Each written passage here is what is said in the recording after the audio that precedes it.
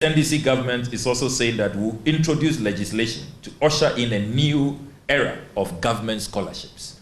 And I am particularly excited about this because as a former Deputy Minister for Education, working in the tertiary space, I saw how the scholarship regime was uncoordinated. So many scholarship points all over.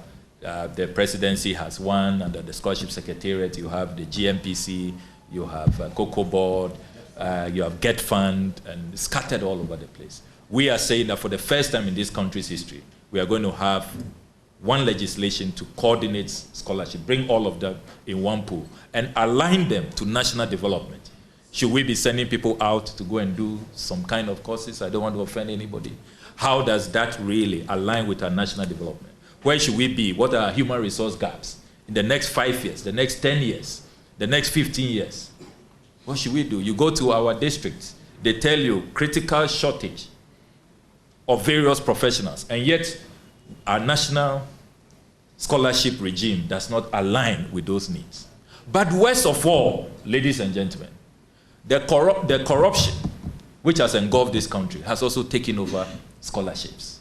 So you have politically exposed persons, ministers, MPs, government officials, top politicians, fighting with the vulnerable, poor vulnerable people in North Tong, in Bumprugu Yoyo, in Savlugu, in Adaklu, and elsewhere, why and elsewhere. Brilliant but needy people. Fighting with top politicians, elite, who are so endowed, who have resources. They are grabbing the scholarships for themselves. And we all know the story. One of them is out there campaigning. He didn't even show remorse. You know, he has no shame. You know. They're running meetings. Yes.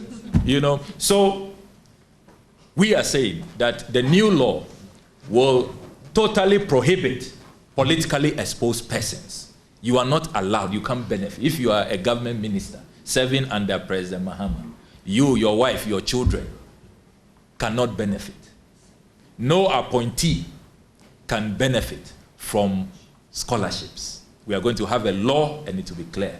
And they think we don't know what they have introduced. For the first time in this country's history, you have Goro boys around scholarships, where people now have to pay.